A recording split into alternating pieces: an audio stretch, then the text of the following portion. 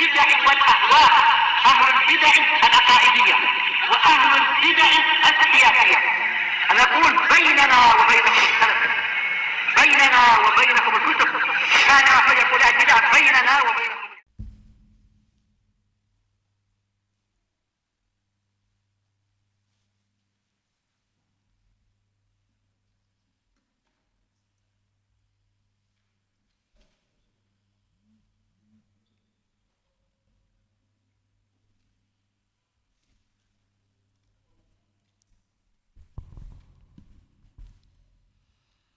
Bismillahirrahmanirrahim.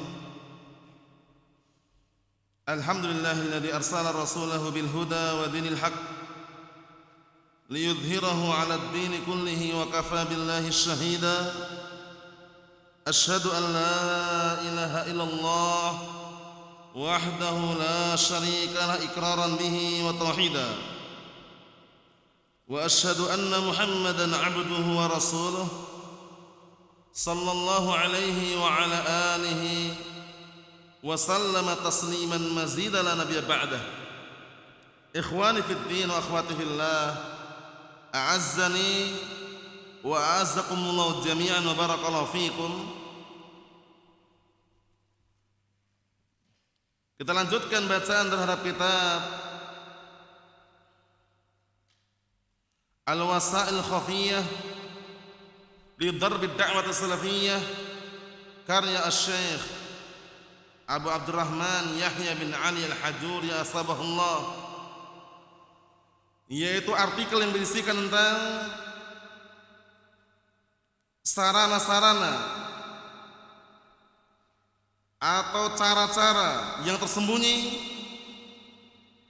yang digunakan untuk menghantam dakwah salafiyah.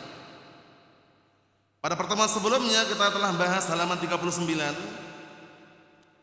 yaitu mengenai tahrish, mengadu domba, membuat saudaranya semula bersahabat kemudian menjadi bercerai-berai, menjadi berpisah dari saudaranya. Tentunya itu semuanya tidak terlepas dari apa? Dari tipu daya syaitan yang terkutuk. Sebagaimana perkataan Nabi kita Muhammad sallallahu alaihi wa ala alihi wasallam dalam hadis yang sahih, beliau alaihi salatu wassalam menyatakan inna syaitan qad ayisa an ya'budahul musallun fi jaziratul arab walakin bitahrish. Artinya sesungguhnya setan itu telah putus asa. Sudah putus asa. Kenapa kok putus asa? Karena orang-orang Arab gak mau nyembah lagi. Sudah paham tauhid mereka, sehingga mereka apa? Tidak mau menyembah setan lagi. Setan sudah putus harapan. Jadi terjemahan yang tepat, lebih tepat dengan lafaz Aisyah itu adalah putus asa ya. Nah, barakallahu fi, kalau pada pertemuan yang waktu itu terdengar atau mendengar terjemahannya bosan atau yang semisalnya, itu abaikan saja. Jadi yang tepat adalah Aisyah adalah berputus asa. Sesungguhnya setan telah berputus asa untuk apa? Diibadahi orang-orang yang sholat di tanah Arab. Kenapa? Karena dakwah tauhid sudah tersebar. Tapi dengan cara apa mereka memporak-pandakan, membikin orang bercerai-berai, kemudian bertikai, berselisih dengan tahrish, dengan adu domba atau namimah. Kemudian halaman 40, beliau juga menyebutkan salah satu hadis di antara perbuatan setan yang berupaya memisahkan antara istri dengan suaminya, suami dengan istrinya, budak dengan tuannya atau majikannya, atau sebaliknya. Sampai-sampai Rasulullah SAW mengatakan, man khabbaba imra'atan ala zawjiha aw mamlukan ala sayyidihi falaysa minna. Barang siapa yang merusak hubungan seorang wanita terhadap suaminya, atau merusak hubungan seorang budak terhadap apa? Sayyidnya, tuannya atau majikannya, maka bukan termasuk bagian dari kami. Karena tahrish ini bahaya sekali. Biasanya lahir dari pihak ketiga, imma karena iri, dengki, dendam, sehingga apa? Bagaimana caranya dia bisa masuk mencerai-beraikan hubungan saudara dengan saudara yang lainnya, hubungan seorang ustadz dengan muridnya, hubungan seorang syekh dengan apa? Dengan santrinya, mengupayakan dengan jerih payah yang mereka upayakan, yaitu dengan cara tahrish, menggunakan cara an-namimah, naqlul kalam bainan nasi ala jihatil ifsad, menukilkan ucapan di antara manusia dalam rangka untuk bikin kerusakan yang ancamannya berat, sebagaimana perkataan Nabi kita Muhammad sallallahu alaihi wa ala alihi wasallam, la yadkhulul jannata namam, tidak akan masuk surga orang yang suka mengadu domba. Oleh karena itu, kalau dapat berita yang belum pasti, masih perlu dicek lagi, benarnya berita ini konkret enggak, akurat atau tidak, itu lebih baiknya diperjelas ulang. Jangan sampai terlanjur tersebar khobar atau berita tersebut ternyata apa? Hoax. Ternyata kabarnya tidak benar. Ternyata tipu daya setan untuk merusak hubungan sesama ahli sunnah wal jamaah. Syekh Yahya hafizallahu ta'ala wa ra'ah, beliau memasukkan pada poin pertama, lihat ini, sarana yang tersembunyi, cara-cara yang tersembunyi untuk menghantam dakwah salafiyah. Pertama adalah tahrish, karena dengan tahrish ini banyak setan berhasil itu loh, ya kan, berhasil mencerai-beraikan antara guru dengan ustadznya, mencerai-beraikan antara guru dengan syekhnya. Sebabnya tahrish ini, mengadu domba. Allahul musta'an. Tidak dia belajar, tidak dia mulazamah, tidak pula dia duduk di majelis ilmu, tidak pula dia belajar dengan para ulama ahli sunnah, tidak pula menghafal Al-Quran wala as-sunnah. Tapi kalau mentahrish, nomor satu, Allahumma sallim sallim. Sekarang yang kedua, halaman 41.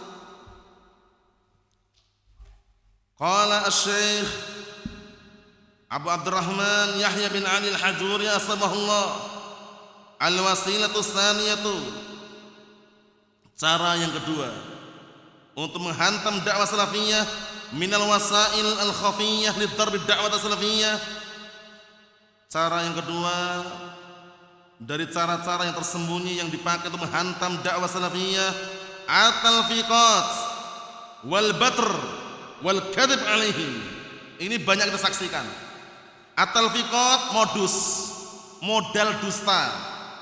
Jadi dia pandai mengolah kata-kata tapi bohong gitu loh, sehingga orang apa? Terpukau, tertarik dengan ucapan tersebut padahal bohong. Akhirnya menganggap sesuatu yang mungkar itu benar, menganggap yang benar itu mungkar gitu loh. Pertama at-talfiqat. At-talfiqat itu adalah apa? Perkataan-perkataan bohong alias modal dusta. Wal batr, motong-motong kata. Al batr, memotong-motong kata. Ini banyak sekali kejadian. Seorang dai sunni salafi, dia mengatakan bahwa saya duduk dengan hizbiyin itu boleh dalam rangka menasihati. Ucapan dalam rangka menasihati dipotong-potong oleh mereka. Nah, bayangkan itu, dipotong oleh mereka, yang disebarkan cuman duduk dengan orang hizbiyin itu boleh. Wah, Ustadz Fulan bolehkan itu, lihat itu. Akhirnya apa? Heboh, viral di dunia maya. Ya kan, si Ustadz Fulan katanya sunni salafi tapi bolehkan duduk-duduk hizbiyin. Padahal ada lafaz yang dipotong, itu namanya batr. Ciri khas orang hizbiyin menghantam dakwah salafiyah dengan cara al-batr ini, memotong-motong kata, gak amanah dalam penukilan. Ini hati-hati barakallahu fiik. Makanya ketika mengedit suara, dibikin video atau yang semisalnya untuk menyebarkan dakwah salafiyah, itu kadang-kadang perlu apa? Perlu dicek ulang. pemotongannya pas atau tidak itu loh. Paham ya? Seperti tadi kan bahaya. Duduk dengan hizbiyun itu boleh dalam rangka untuk menasihati. Nah, ucapan dalam rangka untuk menasihati mereka potong, kemudian ditampilkan cuma pembolehannya aja. Bapak-bapak, ibu-ibu, daging babi itu halal kalau darurat. Nah, ucapan kalau darurat itu potong. Yang disebarkan, wah si Ustadz fulan halalkan daging babi ini. Nah, itu bayangkan seperti itu. Itu cara apa? Cara khas hizbiyin untuk merusak dakwah salafiyah. Tersembunyi nggak nampak, tapi apa? Diketahui dengan apa? Dengan suara aslinya atau sumber aslinya. Al-Batr itu memotong-motong kata. Mafhum? Ini terjadi loh ya. Ketika awal-awal dulu fitnah Abdurrahman Adni, yang waktu di Damat waktu itu suara Syekh Yahya banyak yang edit itu. Diedit suara-suara yang sifatnya adalah menghantam, tapi ada alasan dipotong. Hantaman saja ditampilkan. Akhirnya tuduh Syekh Yahya mutasaddid, keras, nggak senyum, wah macam-macam tuduhan. Beliau ketika menyampaikan di majelis di Dars, ana lihat langsung sambil senyum beliau menyampaikannya. Karena memang Al-Batr ini pemotongan seperti ini sudah ada sejak dahulu. Antum tahu nggak kisahnya orang Yahud? Waktu itu ada seorang perempuan Yahudiyah dengan laki-laki Yahudi zina. Zina kemudian ingin ditegakkan had hukuman yang ada dalam syariat Islam. Mereka datang kepada Rasulullah SAW. Kemudian Rasulullah bertanya, bagaimana, apa yang kalian jumpai dalam kitab kalian mengenai apa? Hukum orang yang berzina. Kata mereka, tidaklah kami jumpai kecuali apa? Hanya dipermalukan di halayak ramai, diputar di kampung itu. Kemudian apa barakallahu fiik? Mantan seorang ulama Yahudi, yaitu Abdullah bin Salam, beliau mengatakan, haula kadzabu alaiki ya Rasulullah, mereka dusta atas namamu ya Rasulullah, dusta mereka. Kemudian setelah itu Rasulullah SAW meminta agar didatangkan kitab mereka. Datangkan kitab mereka. Nah, didatangkan, ternyata apa? Ternyata ketika didatangkan ayat mengenai rajam, hukuman bagi perempuan laki-laki yang berzina sudah menikah, ditutup dengan tangannya, bater namanya. Memotong kata tapi dengan cara apa? Ditutup dengan tangan. Kalau zaman sekarang diedit, ya kan, dengan alat-alat canggih, dengan apa? Aplikasi-aplikasi yang canggih. Nah, waktu itu orang Yahudi ini nutup dengan tangannya gini. Akhirnya setelah ditutup diperintahkan angkat jari jemarimu. Diangkat, ternyata faida bihi ayatul rajam. Ternyata di syariat mereka pun, di kitab mereka dirajam hukumannya. Nampaklah di situ apa? Orang-orang Yahud mereka apa? Termasuk salah satu yang menghidupkan sunnah atau bikin sunnah yang berbahaya tadi itu, yaitu al-batr, memotong-motong kata. Mafhum? Tidak terang-terangan gitu loh. Itulah cara hizbiyin untuk menghantam dakwah salafiyah. Lihat ini, at-talfiqat wal batr wal kadhib alaihim, yaitu ucapan-ucapan yang bohong dan memotong-motong kata dan berdusta atas mereka. Jadi mereka berdusta itu sudah kerjaan mereka. Makanya Syekh Muqbil bin Hadi al-Wadi'i rahmatullahi alaih termasuk daripada ciri khas hizbiyin al-kadhib, dusta. Kemudian talbis, menyamarkan perkara yang hak dengan kebatilan. Ya kan, itu diantaranya. Kemudian apa kata beliau? Wa ma sani'u ulaikal fuqaha bi Abi Ismail al-Harawi. Lihat ini. Ini sejak dahulu udah ada yang seperti ini. Jadi kalau sekarang dijumpai di zaman sekarang ini, zaman kita, kadang kala seorang ustaz dituduh dengan tuduhan tidak benar, ya kan? Dihinakan, kemudian mereka rendahkan serendah-rendahnya. Ternyata ada para imam terdahulu pun apa? Digitukan, diperlakukan sama gitu loh. Dengan cara apa tadi? Al-batr wa talfiqat, omongan-omongan yang dusta dan memotong-motong kata tadi.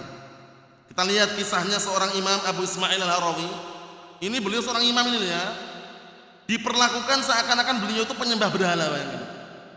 Tapi dengan cara licik. Kita lihat. Wa masani'u ulaikal fuqaha, termasuk dalam hal ini apa yang dilakukan oleh mereka ahlu fikih waktu itu.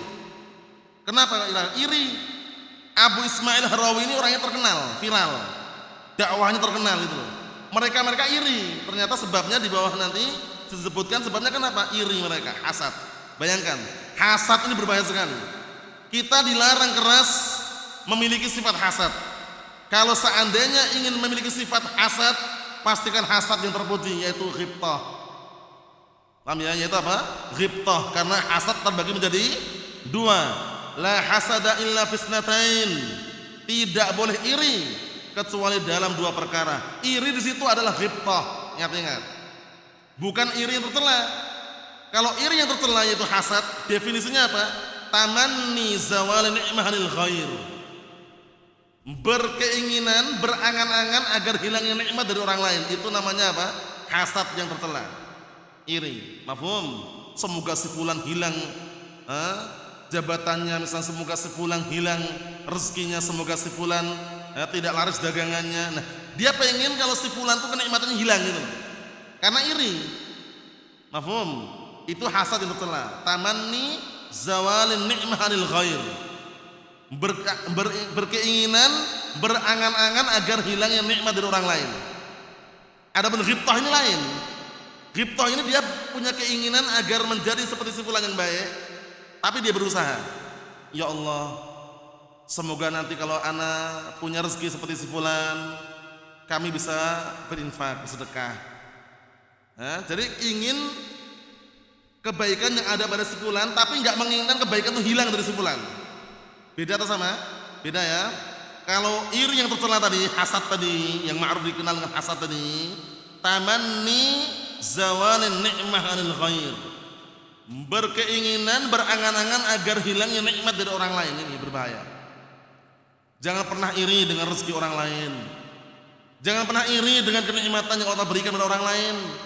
Antum lihat si fulan, masya Allah, kelihatannya santai kerjanya, kelihatannya nggak nampak kerja, tapi kok jalan terus ya, kok hidup ya. Bersyukur saja. Nggak usah iri dengan apa? Nikmat orang lain. Jangan pernah iri dengan rezeki orang lain. Jalani yang Allah takdirkan untuk kita masing-masing. Selesai. Selama si fulan tadi nampaknya tidak minta-minta, tidak mengharapkan pemberian orang lain, kemudian barakallahu fiik berdakwah di atas sunnah, jangan pernah iri dengan si fulan tadi. Karena kadang-kala orang iri gitu loh. Si fulan kerjanya apa ya? Santai aja kok bisa makan ya. Rezeki udah diatur semuanya. Antum nggak nampak si fulan tuh kelihatannya nggak kerja, tapi dia mungkin tanam modal, ya kan? Mungkin dia jual beli online, ya kan? Sehingga nggak nampak kerja, tapi apa? Cair terus. Afan ya, maksudnya ini jelaskan karena kadang-kala ada orang yang iri dengan rezeki orang lain. Jangan pernah iri dengan rezeki orang lain. Jangan pernah iri dengan nikmat yang Allah berikan kepada orang lain. Syukuri yang ada, syukuri yang Allah berikan kepada masing-masing hamba tersebut. Mafhum? Jalan. Tapi kalau kita iri terus dengan pemberian Allah Ta'ala kepada orang lain, nggak jalan. Pikirannya hanya bayangkan. Si fulan kok bisa ya? Si fulan kok begini ya? Si fulan kelihatannya santai, tapi kok bisa ya? Jalani sekarang ada ini. Paham ya? Yang namanya orang berusaha itu tidak harus nampaknya apa? Banting tulang keras keringat terus, nggak harus. Orang kerja kan macam-macam, iya kan? Ini anak sampaikan karena sebagian ada yang seperti itu di luar sana, gitu loh. Jadi kadang iri dengan rezeki orang lain, tengok-tengok, ya kan? Kemudian jangan-jangan suudzon akhirnya ujung-ujungnya. Bayangkan itu. Santai aja, semua diatur semua udah rezekinya. Tinggal jalankan apa yang Allah telah berikan kepada kita semuanya. Nah, kembali kepada pembahasan kita, hasad terbagi menjadi dua. Hasad yang terpuji namanya apa tadi? Ghibthah. Hasad yang tercela namanya iri yang ma'ruf itu. Tamanni zawal ni'mah anil ghair. Berkeinginan agar hilangnya nikmat dari orang lain. Allahumma sallim. Naam. Kita lihat di sini barakallahu fi, kisahnya sangat mengharukan sekali. Wa ma sani'u ulaikal fuqaha bi Abi Ismail Harawi ankum bi ba'id. Dan apa yang dilakukan oleh ahlu fikih waktu itu dengan Abu Ismail Harawi di hadapan kalian tidak jauh lagi kisahnya. Maksudnya kalian sudah paham sebagian. Haqadu alaih, lihat. Mereka iri, dendam terhadapnya. Dendam ternyata. Iri dan dendam. Sebabnya apa kira-kira? Sebabnya karena Al-Imam Abu Ismail Harawi ini terkenal gitu beliau. Terkenal dakwahnya, masyhur sampai kepada pemerintahan. Akhirnya ada orang yang membikin perkataan-perkataan bohong disampaikan kepada pemimpin, disampaikan oleh pemerintah, akhirnya pemerintah datangi. Kita lihat. Fa'amadu ila lu'batil atfal. Kemudian mereka-mereka yang punya dendam ini sengaja mereka membawa mainan anak-anak. Dipahami Bapak ini? Ala suratis sanam, permainan anak-anak yang bentuknya seperti berhala, diartikan boneka, semacam boneka. Paham ya? Nah, jadi mereka sengaja bawa boneka kecil itu ya. Wa aradu an yazawwirul wali. Mereka menginginkan untuk mengelabui wali. Wali itu maksudnya pemerintah, pemimpin. Famarru ala Abi Ismail, kemudian mereka orang-orang tadi itu melewati rumahnya Abu Ismail. Walamma jalasu ila Abi Ismail qalu, nah, lihat ini triknya mereka. Tatkala mereka duduk bersama Abu Ismail, sudah datang bertamu ini, orang-orang yang iri ini, orang-orang yang iri dendam ini. Qalu, mereka mengatakan, aradna an namurra 'alal wali. Kita ingin melewati pemimpin atau pemerintah. Fara'aina anna haqqaq aula. Tapi ternyata kami ini ingin pergi kepada pemerintah, tapi ternyata kami melihat kamu itu pantas untuk didatangi. Gayanya lihat ini, triknya. Jadi mereka mengatakan kami sebenarnya mau ke pemimpin, ke pemerintah, tapi setelah kami melihat kamu itu lebih pantas dulu. Al-Imam Abu Ismail lebih pantas. Nazuruka, kami akan mengziarahimu. Awalan, pertama kali, summa namuru alaih, kemudian setelah itu baru kami lewati. Gayanya mereka. Paham? Jadi mereka ngomong kepada Abu Ismail, sebenarnya kami ini ingin mengunjungi pemimpin pemerintah, tapi karena kami melihat kamu itu lebih pantas, kami sekarang ziarahi kamu dulu, setelah itu nanti baru lanjutkan perjalanan, katanya. Kita lihat. Fajalasu ma'ahu, kemudian mereka-mereka yang hasad ini, yang dendam ini, yang iri, duduk bersama beliau. Wa wada'u tilka lu'bah tahta firashihi wansarafu. Akhirnya mereka meletakkan permainan anak-anak kecil tadi, permainan anak tadi ya, semacam boneka tadi itu di bawah kasurnya. Coba lihat ini caranya nih, sangat licik sekali. Wansarafu, kemudian mereka pergi. Tujuannya apa kira-kira tujuannya? Tujuannya nanti sengaja mereka lapor kepada pemerintah bahwasanya Abu Ismail itu nyembah patung gitu, nyembah boneka. Masa sih kalau nggak percaya, tengok di bawah kasurnya itu. Wah, dibuka pemerintah, iya bener ada bonekanya. Yang letakkan mereka-mereka ini. Allahul musta'an, lihat itu gayanya, kelihatannya bertamu ya kan, ternyata musuh dalam selimut. Allahul musta'an, senyum-senyum ya kan, ahlan wa sahlan, ternyata apa? Masukkan boneka di bawah barakallahu fi kasurnya. Summa atal wali, kemudian mereka mendatangi pemimpin. Wali itu pemimpin ya, atau pemerintah. Wa qalu, seraya mereka berkata, inna Aba Ismail ya'budu sonaman. Lihat ini, Allahul musta'an, lihat ini, untuk merusak nama baik seorang imam dengan cara seperti ini. Akhirnya mereka datang kepada pemimpin, seraya mereka berkata, sesungguhnya Abu Ismail nyembah patung. Padahal Al-Imam Abu Ismail Harawi, beliau termasuk imam ahli sunnah, paham syirik, paham tauhid itu loh. Dituduh nyembah patung. Kita lihat, Allahul musta'an. Fa ghadibal wali, kemudian pemimpin pun marah. Pemimpin marah kan, karena pemimpin waktu itu paham tauhid juga pemimpinnya. Sehingga pemimpinnya paham tauhid, ketika dengar masa si Abu Ismail Harawi nyembah patung, nyembah berhala, marah. Ma yarda fi ra'iyatihi an yahsul fihim hadal munkar azim. Lihat ini, pemimpin ketika bagus paham tauhid, lihat ini, pemimpin tersebut tidak ridha kalau ada pada rakyat sipilnya, rakyat itu rakyat sipil artinya, enggak ridha kalau ada pada rakyat sipilnya an yahsul fihim hadal munkar azim, terjadi pada mereka apa, kemungkaran yang besar, nyembah patung. Jadi pemimpin tadi dengar kabar dari orang-orang tadi yang pendendam tadi itu, yang iri tadi itu, akhirnya pemimpin masya Allah enggak ridha kalau ada pada rakyat sipilnya terjadi kemungkaran yang besar ini. Mahma hasal, apapun terjadi, inda ulaika minal ma'asi, apa yang terjadi di sisi mereka berupa kemaksiatan yang ada. Wa min ba'nam wa min ba'di man kana yasma'ul ghina, dan ada sebagian mereka di antara mereka yang mendengar apa? Nyanyian, musik. Nyanyian atau musik ya, atau lagu-lagu. Wa ba'duhum kana indahu ba'dul bid'ah, sebagian mereka waktu itu juga memiliki perkara-perkara bid'ah. lakinnahum yugharuna 'ala din, tapi mereka masih punya rasa cemburu terhadap agama. Karena apa? Tauhid, syirik. Ketika mendengar Abu Ismail nyembah patung, nyembah berhala, marah mereka gitu loh. Walaupun di antara mereka ada yang masih dengar musik, dengar lagu, masih ada memiliki perkara-perkara bid'ah, tapi ketika dengar kesyirikan marah mereka. Masih banyak kecemburuan dalam agama. Wa yuqimun sya'air, dan mereka masih menegakkan syiar-syiar Islam. Wa ya'muruna bil ma'ruf, dan mereka masih memerintahkan perkara yang ma'ruf. Wa yanhauna 'anil munkar fil jumlah. Secara global mereka juga masih melarang dari perkara yang mungkar. Lihat itu. Jadi ketika pemimpin dengar kabar tersebut marah. Kita lihat bagaimana kisah berikutnya. Wa min dzalikal qiyam bil jihad wa dzalik. Di antara perbuatan yang mereka lakukan adalah apa di antaranya? Jihad, dan selain itu wa bughdil kuffar, dan benci dan orang kafir.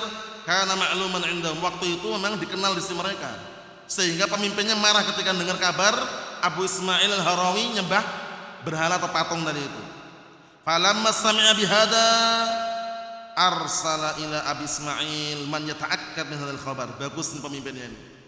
Kemudian tatkala mendengar kabar ini, pemimpin tadi mengirim utusan kepada Abu Ismail, orang yang dianggap terpercaya untuk memastikan, yata'akkad, memastikan min hadzal khabar, tentang kabar ini. Benar enggak ini?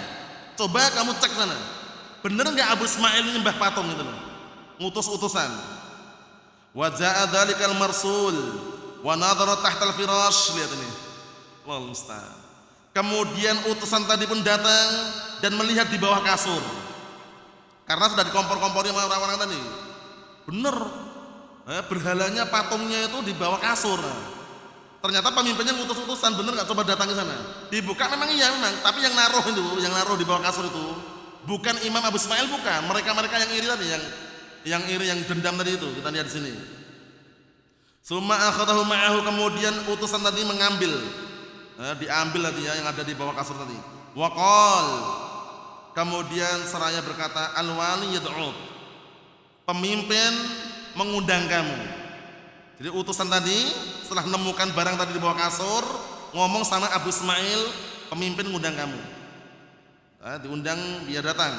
Fa'ata ilaihi, kemudian Abu Ismail pun karena merasa enggak bersalah dan benar memang, beliau datang. Waqad atahul marsul tilkal lu'bah, dan sungguh orang yang diutus tadi sudah memberikan mainan tersebut, mainan anak-anak, boneka. Falamma jalasa rafa'al walid tilkal lu'bah, kemudian tatkala beliau duduk, pemimpin tadi mengangkat mainan tadi. Waqal, kemudian seraya berkata, ma hadza ya Abu Ismail, ini apa wahai Abu Ismail? Maksudnya boneka ini apa kok? Gitu loh. Karena menurut kabar orang-orang yang iri dan dendam tadi disembah itu loh. Boneka kok disembah itu loh, maksudnya itu. Kaget pemimpinnya. Qala hadhihi lu'batun lil atfal, kata Abu Ismail, ini mainan anak-anak itu loh. Ngomong apa adanya, ini tuh boneka mainan anak-anak itu, kata Abu Ismail. Qala lahu ma hadza, apa ini? Wa ghadiba alaih, kemudian beliau pun sempat marah. Innahum yaqulun, sesungguhnya mereka mengatakan, innaka ta'budus sanaman, sesungguhnya kamu wahai Abu Ismail nyembah berhala. Falamma ra'a Abu Ismail anal amra jiddun, kemudian ketika Abu Ismail memandang bahwasanya perkaranya itu memang sungguh-sungguh, bukan main-main itu. Kan sungguh-sungguh ini dibawa kepada pemerintah kan. Wa annahu qad buhit, dan bahwasanya bahwasanya pemimpin dari bungkam. Wa annahu qad dzulim, dan bahwasanya beliau sudah Dzulim, didolimi. Jadi beliau dibikin terdiam, beliau dibikin barakallahu fi, dengan adegan yang dusta tadi itu, modus tadi itu. Kemudian beliau didolimi. Qala, Abu Ismail mengatakan, subhanak hadza buhtanun azim. Baca ayat ini. Ya Allah, maha suci engkau ya Allah, ini adalah kedustaan yang besar. Beliau bela karena beliau benar gitu loh. Enggak merasa meletakkan boneka itu di bawah kasur, enggak merasa. Tamu-tamu tadilah tamu-tamu yang bergaya sopan tadi itu. Ternyata ada makar di balik itu semuanya. Kita lihat ini. Wa rafa'a biha sautah, kemudian beliau Abu Ismail terkenal orang suaranya kuat. Beliau dikenal dengan orang yang suaranya kuat. Wa rafa'a biha sautah, kemudian beliau mengangkat suaranya, wa kana jahwaniyan, yang mana beliau waktu itu dikenal dengan orang yang lantang suaranya. Subhanak hadza buhtanun azim, maha suci engkau ya Allah, sungguh ini adalah kedustaan yang besar. Wahia kalimatun madlum, beliau pun marah dengan ungkapan, dengan ayat tadi itu ungkapan tentang orang yang dolimi. Fawaqa'at fi qalbil wali, kemudian baru tersentuhlah di hati pemimpin tadi. Masa si Abu Ismail benar-benar nyembah? Mulai tersentuh. Fa'ulima annahu makdzubun alaih. Akhirnya apa? Nah, fa'alima, akhirnya wali tadi mengetahui bahwasanya itu adalah dusta yang dibikin untuknya. Langsung tahu, alhamdulillah. Awal mulanya enggak tahu. Awal mulanya percaya dengan orang-orang oknum-oknum tadi. Lihat tujuannya apa sih tujuannya? Untuk merusak nama baik Al-Imam Abu Ismail Al-Harawi. Ternyata alasannya karena beliau orangnya terkenal, masyhur, terkenal, dakwahnya pun tersebar. Kita lihat berikutnya. Wa anna hadza min at-talfiqat alaih, dan bahwasanya termasuk apa? Bahwasanya perbuatan ini termasuk perbuatan dusta yang mereka bikin. Fala yazalu bi ulaikal kadzdzabin hatta i'tarafu. Maka masih nantiasa bersama mereka para pendusta sampai mereka ngakui. Ujung-ujungnya ngaku juga mereka yang bohong tadi itu. Nah, barakallahu fiik, lihat ini, Allahul musta'an, berupaya untuk menggulingkan, berupaya untuk merusak nama baik seorang imam, tapi ternyata Allah telah tolong imam tersebut. Qala ma hamalakum ala dzalik. Pemimpin tadi tanya lagi, faktor apa yang membuat kalian berbuat seperti ini? Kan ngaku kan, kami yang meletakkan boneka di bawah kasurnya. Faktor apa gitu loh? Kenapa kok kalian meletakkan seperti ini? Qalu hamalna ala dzalik, atau hamalana ala dzalik syuhratuhu bainan nas. Yang membawa kami untuk berbuat seperti itu adalah karena beliau itu terkenal di antara manusia. Jadi merasa iri gitu loh. Wah, Imam Abu Ismail Al-Harawi ternyata terkenal gitu loh. Terkenal, nah iri mereka. Itu ternyata faktor yang bikin apa? Yang membuat mereka berbuat perbuatan yang jahat tadi itu. Lihat ini. Hamalana ala dzalik syuhratuhu bainan nas. Faktor yang membawa kami untuk berbuat perbuatan tersebut adalah apa? Karena masyhurnya beliau di hadapan manusia. Melihat Al-Imam Abu Ismail Al-Harawi terkenal, dakwahnya tersebar, masyhur, akhirnya dibikin apa? Dibikin makar oleh mereka. Ai hasadu. Ternyata mereka hasadu apa? Iri. Hati-hati barakallahu fiik, jangan pernah iri dengan saudaranya. Jangan pernah dengki dengan saudaranya. Apa dendam, itu termasuk PR buat kita semuanya. Kadang kita sangat sulit menghilangkan rasa iri, dengki, dendam, tapi kalau kita upayakan bisa. Berusaha semaksimal mungkin untuk santai dan slow, sesuai dengan Al-Quran dan As-Sunnah. Paham ya? Kadangkala yang namanya cuek, latubali, tidak peduli, itu kadangkala diterapkan di tempat-tempat tertentu gitu loh. Paham ya? Nah, karena kadang kita serius orangnya main-main. Kadang sebagian itu kan punya masalah, wah ngajak-ngajak, anggap aja nggak ada masalah, bismillah, assalamualaikum. Paham ya? Selesai. Karena mungkin di antara antum dan kita pernah merasakan seperti itu. Orang nggak suka sama kita, ya kan? Bisik-bisik di luar, kita salami, panik dia. Assalamualaikum, panik dia. Kenapa panik? Karena dia nggak suka sama kita, malah kita salamin. Paham? Jadi kita malah seakan-akan nggak dianggap itu loh. Nggak ada apa-apa. Assalamualaikum, panik tuh, salam ya. Padahal tak musuh kok malah salam ya. Akhirnya ujung-ujungnya minta maaf gitu loh. Ini terjadi ya, maksudnya caranya itu kita bikin tenang aja. Jangan sampai dimasukkan pikiran, akhirnya mikirkan itu terus akhirnya asam lambungnya naik. Lol musta'an. Apa nih ya? Maksudnya apa? Barakallahu fiik, santai, tenang, banyak berdoa. Lihat ini, Al-Imam Al-Harawi, karena beliau di atas al-haq, di atas hujjah, di atas tauhid, beliau santai. Diundang pemimpin pun datang, karena beliau nggak melakukan itu, gitu kan? Begitu dikejar dengan pertanyaan, beliau jawab dengan santai. Kemudian sampai beliau mengucapkan subhanak hadza buhtanun azim.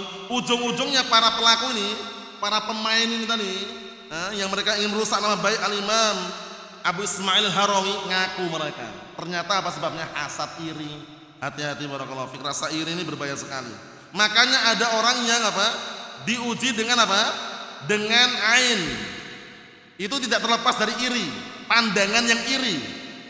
Paham ya? Makanya ketika antum mandang sesuatu yang antum anggap itu indah, tertarik, kagum, jangan cuma muji-muji saja, ucapkan dengan doa keberkahan. Barakallahu fiik, Allah barik fiik, masya Allah, subhanallah. Jangan wah. Karena apa? Ain itu benar adanya gitu loh. Tapi nggak setiap orang diuji. Makanya nggak boleh kalau kita melihat sesuatu yang kita kagumi kemudian melihat terus dan pandangan hasad, jangan. Doakan, masya Allah, Allah ibarik fiik, barakallahu fiik. Dengan doa-doa seperti itu, biar tidak terkena ain. Mafhum? Naam. Kita lihat di sini. Hatta aradu an yuhawwinu min sya'nih, sampai mereka gara-gara hasad tadi mereka ingin merendahkan, menghinakan kedudukan Imam Abu Ismail Al-Harawi tadi indal wali, di hadapan pemimpin. Ala akal mayumkin, sesuai dengan apa yang paling yang menurut mereka memungkinkan, dan dengan cara apapun yang mereka anggap memungkinkan, berusaha mereka. Illam yaqtulhu, jika apa? Tidak berhasil membunuhnya. Wa illam yusjanhu, walaupun tidak sampai apa bisa memenjarakan beliau. Paham ya? Nah, karena pengennya itu mereka itu beliau ini Al-Imam Abu Ismail ini kalau bisa dibunuh, tapi mereka takut juga. Kalau bisa dipenjarakan, tapi nggak punya alasan, ya kan? Nah, tapi dengan cara makar tadi itu, Allah musta'an. Wa istarihuna minhu, yang akhirnya mereka istirahat dari hal tersebut. Fazadallahu bidzalika izzah. Namun Allah Ta'ala justru tambahkan pada beliau izzah, kemuliaan indal wali, di hadapan pemimpin tadi, wal khairi, dan juga yang lainnya. Lihat, Al-Imam Abu Ismail Harawi selamat dari apa? Dari makar mereka. Tenang, santai, dipanggil pemimpin pun tenang. Makanya Ahlussunnah wal Jamaah ketika menghadapi tuduhan-tuduhan ini tidak benar, santai saja. Selama dia tidak melakukan hanya tuduhan, hanya modus, hadapi dengan santai dan tenang. Jangan pernah lari dari permasalahan dan jangan pernah bikin masalah. Hadapi permasalahan dengan tenang dan santai. Paham ya? Lari dari permasalahan keliru, bikin masalah pun juga jangan. Paham ya? Karena kalau antum lari dari permasalahan, pindah pondok sana, pindah markis sana, pindah masjid sana, di sana pun ketemu permasalahan lagi gitu loh. Kalau alasan lari dari permasalahan, kenapa kok pindah ke sini? Anak itu ada masalah di sana. Di sini pun nanti ada masalah juga. Karena apa? Karena permasalahan itu bukan dibikin lari. Jangan orang itu lari dari permasalahan, hadapi permasalahan itu. Kalau sudah terjadi permasalahan, kalau nggak ada permasalahan jangan bikin masalah, selesai. Paham maksudnya ya? Nah, tapi kalau sudah ada permasalahan, hadapi. Jangan malah lari dari permasalahan, mencari masalah yang lain, jangan. Mafhum? Karena dulu dinasihatkan oleh Syekh waktu itu di Yaman. Nah, jadi orang yang suka lari dari permasalahan, pindah ke tempat lain untuk menghindari permasalahan, itu keliru. Kenapa? Karena tempat lain pun ada masalah lagi nanti. Tapi yang tepat bagaimana? Tidak bikin masalah, tapi kalau ada masalah siap menghadapi. Karena dimanapun dia berada, masalah pasti ada. Kelihatannya santai, senyum, tenang, dia punya masalah juga. Cuman orang itu beda-beda. Ada yang sengaja menampakkan permasalahan, ada yang santai, tenang, punya masalah dia. Masalah apa? Internal misalkan dalam rumah tangga, ya kan? Cuman dia santai. Nah, itulah yang kalau bisa diupayakan. Gak nampak ada masalah, tapi masalah punya. Paham ya? Nah, siap menghadapi permasalahan, tidak lari dari permasalahan. Mafhum Akh Hamzah? Ayo. Nah, siap menghadapi permasalahan, tidak lari dari permasalahan. Kalau ada masalah dihadapi, jangan bikin masalah. Kita lanjutkan lagi, kisah bagus lagi berikutnya. Sekarang tuduhan Syekhul Islam sekarang. Kalau tadi siapa? Al-Imam Abu Ismail Harawi. Sekarang Syekhul Islam dituduh juga. Karena ada orang yang memang nggak suka gitu loh. Syekhul Islam terkenal orangnya tegas, kemudian apa barakallahu fiik, jelas, dakwahnya pun lurus, sehingga banyak orang yang nggak suka gitu loh. Namanya kita lihat, yaitu kisah yang dinukilkan oleh seorang namanya Ibnu Battuta. Ibnu Battuta, kita lihat sini. Wa amara Syekhul Islam Ibnu Taimiyah wa amru Syekhul Islam Ibnu Taimiyah alladzi naqalahu Ibnu Battuta fi rihlatih. Dan yang kedua di antara contohnya adalah tragedi atau permasalahan Syekhul Islam Ibnu Taimiyah yang dinukilkan oleh Ibnu Battuta di dalam rihlahnya. Apa kata Ibnu Battuta? Huwa min hadzal bab. Naam, nanti kita lihat. Jadi kisahnya ini termasuk bab ini juga. Apa itu?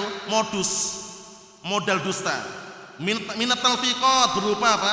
Ucapan-ucapan yang bohong.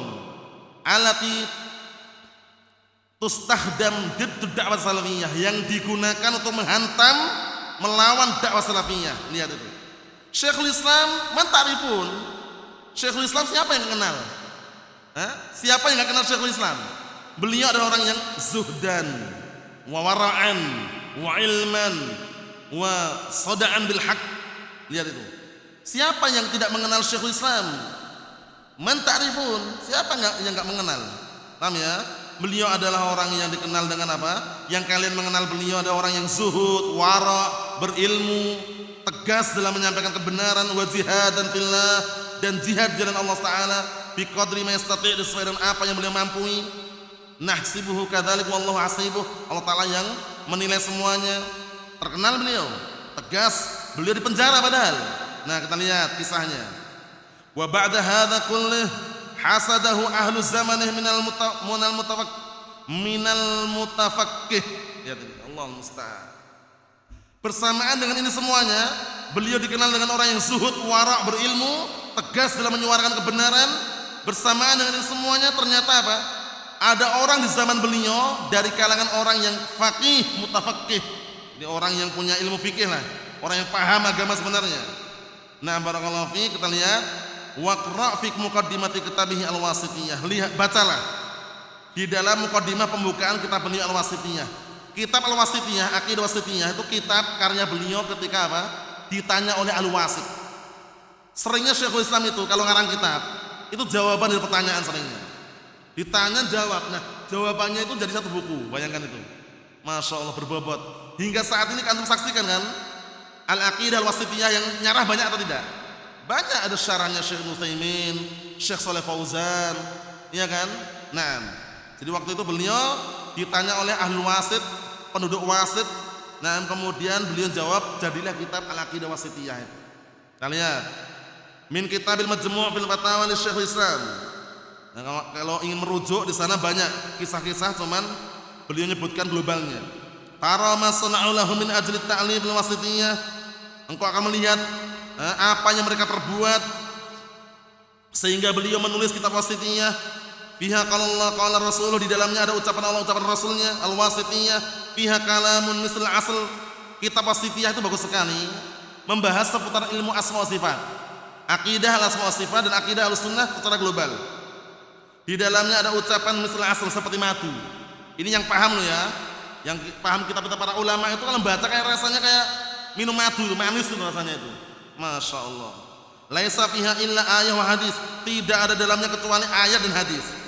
Wa ba'dul asar, dan sebagian asar. Anis salaf, dari penukilan dari para salaf terdahulu. Ridwanullah alaihim. Wa ma'a dzalik i'tabaru hadza jinayatan 'ala din. Allahul musta'an. Bersamaan dengan itu, isi kitabnya berisikan Al-Quran was sunnah, berisikan qala Allah qala Rasul. Mereka-mereka yang hasad dan iri ini menganggap ini adalah bentuk jinayah, kriminalitas terhadap agama. Bayangkan. Sampai sekarang kan, orang kalau menyuarakan al-haq, menyuarakan Al-Quran sunnah dibilang apa? Dibilang melakukan kriminal terhadap agama Islam. Agama Islam kok dibikin apa? Sulit, dipersempit katanya. Dalil itu didahulukan. Agama Islam itu sudah sempurna. Ada Al-Quran, ada As-Sunnah. Jangan dimodifikasi, ditambahi, dikurangi, apalagi dipadukan dengan sesuatu, jangan. Mafhum? Pahami sebagaimana yang ada dalam Al-Quran dan As-Sunnah. Dengan pemahaman siapa? Dengan pemahaman para salafun salih. Kita lihat itu tuduhan-tuduhan mereka. Wala yazalun yushuna bihi ilal ulah, dan masih senantiasa mereka terus menerus memprovokasi kepada pemimpin-pemimpin. Wa yansuruhullahu alaihim. Tapi Allah Ta'ala tolong Syekhul Islam atas kejahatan mereka. Karena apa? Karena beliau mendakwahkan agama Allah. Janji Allah Ta'ala itu pasti benar. Inna wa'dallahi haqqun. Sesungguhnya janji Allah Ta'ala itu benar. Apa janjinya? Ya ayyuhalladzina amanu in tansurullaha yansurkum wa yusabbit aqdamakum. Wahai orang-orang yang beriman, jika kalian menolong agama Allah, niscaya Allah Ta'ala akan menolong kalian dan akan mengokohkan telapak kaki kalian. Menolong agama Allah maksudnya bagaimana? Mendakwahkan, menyebarkan dakwah tauhid, menyebarkan dakwah sunnah, memadamkan kebid'ahan, memadamkan kesyirikan. Itu mendakwahkan agama Allah Ta'ala. Yang surkum, niscaya aku akan menolong kalian. Niscaya Allah Ta'ala akan menolong kalian. Lihat itu, pertolongan dari Allah Subhanahu Wa Ta'ala. Kita lihat. Wa Wa yabhut ulaika alladziina aradu qatlal haqq. Lihat ini. Dan terbungkamlah mereka orang-orang yang ingin memadamkan al-haq. Terbungkam mereka. Wa minal buhut lahu. Dan termasuk bentuk apa? Nah, barakallahu fiik. Bentuk apa? Bentuk kedustaan apanya? Membungkam dengan kedustaan tadi. Mereka-mereka yang ingin membunuh, memadamkan al-haq ini, mereka berdusta, dan termasuk kedustaan yang mereka bikin untuk Syekhul Islam Masona Ibnu Battutah. Simak ini kisahnya bagus sekali. Termasuk kedustaan yang mereka bikin untuk Syekhul Islam adalah apa yang dilakukan oleh Ibnu Battutah. Kita lihat apa yang dilakukan. Idh qala fi rihlatihi, ketika dia berkata di saat rihlah, tilka waktu itu, annahu iltaqa bi Syekhul Islam. Lihat. Ibnu Battutah katanya waktu itu ketika rihlah ke Baghdad bertemu Syekhul Islam. Wa sami'a lahu khutbatan fi masjid Dimashq. Dan bahwasanya Ibnu Battutah mendengar Syekhul Islam berkhutbah di Masjid Damaskus. Wa fi asna'i tilkal khutbah, dan di pertengahan khutbah nazala Syekhul Islam min ala mimbar. Syekhul Islam turun dari mimbar. Wa qala, seraya berkata, innallaha yanzilu 'anis sama' kama anzil an mimbari hadza. Inilah kedustaan yang mereka bikin. Sesungguhnya Allah Ta'ala turun ke langit dunia sebagaimana aku turun dari mimbarku ini. Berarti apa? Syekhul Islam seakan-akan menyerupakan turunnya Allah Ta'ala dengan makhluk itu loh. Inilah yang mereka sebarkan. Ibnu Battutah menukilkan bahwasanya kami mendengar khutbah Syekhul Islam ketika di Damaskus. Syekhul Islam waktu itu khutbah, kemudian Syekhul Islam turun dari mimbar seraya mengatakan, sesungguhnya Allah Ta'ala itu turun ke langit dunia sebagaimana turunku dari mimbar ini. Nah, Ibnu Battutah menukilkan seperti itu. Padahal Syekhul Islam nggak ngomong. Kenapa? Waktu itu Syekhul Islam ketika Ibnu Battutah pergi ke sana masih dalam penjara gitu loh. Kita lihat biar tambah jelas. Subhanallah, hadza tashbihun mazriyun. Artinya apa? Subhanallah ini adalah apa? Adalah penyerupaan yang dibikin-bikin. Mengandung unsur dusta di dalamnya. Wa hasya Syekhul Islam min hadzal qaul. Dan tidak mungkin Syekhul Islam dari ucapan seperti ini, enggak mungkin. Wa innama huwal kadzib as-sarrah. Akan tapi itu hanya kedustaan yang apa, yang terang-terangan ala Syekhul Islam, atas Syekhul Islam Ibnu Taimiyah. Wa ja'u bit tarikh alladzi dzakarahu Ibnu Battutah. Ayo lihat. Akhirnya mereka para ulama mendatangkan tarikh, apa tarikh? Sejarahnya. Kejadian tersebut kapan itu? Alladzi dzakarahu Ibnu Battutah, yang disebutkan oleh Ibnu Battutah asna al-luqiyah, ketika Ibnu Battutah bertemu Syekhul Islam anadak di waktu tersebut. Wa annal mutayaqqan anna Syekhul Islam kana fi batni sidn. Ini penting ini. Bahwasanya yang pasti waktu itu Syekhul Islam itu masih berada di dalam penjara itu loh. Kok bisa-bisanya Ibnu Battutah mengatakan seperti itu? Kami bertemu Syekhul Islam di Damaskus, beliau khutbah, setelah khutbah dia turun kemudian mengatakan, sesungguhnya Allah Ta'ala turun ke langit dunia sebagaimana aku turun dari mimbar ini, seperti aku turun dari mimbar ini. Nah, ternyata setelah diteliti tarikhnya, sejarahnya, Syekhul Islam waktu itu kemana? Masih dalam penjara gitu loh. Berarti kan jauh. Bisa dipahami? Walam yakun khatiban fi masjid Dimashq. Dan waktu itu beliau tidak khutbah di Masjid Damaskus. Fa fadhaha Ibnu Battutah fi hadhil kadhibah wa tarikh. Maka nampaklah Ibnu Battutah dengan apa, kedustaan ini secara sejarah. Paham ya? Nah, ternyata nampak di situ. Ada punya berikutnya masih contoh-contoh tentang apa? Makar-makar ahlu bid'ah wad dhalal hizbiyun di dalam apa? Upaya untuk menumbangkan dan menghantam dakwah salafiyah. Nanti pada pertemuan yang akan datang, kisahnya Syekh Muhammad bin Abdul Wahhab rahmatullahi alaih, tuduhan demi tuduhan dilontarkan oleh orang-orang musyrikun untuk menghantam beliau. Nasallahu as-salamata wal afiyah fid dunya wal akhirah, wa nasallahu azza wa jalla bimanhi wa karamih an yuwaffiqana wa iyyakum lima yuhibbuhu wa yardah. Walhamdulillahirabbil alamin.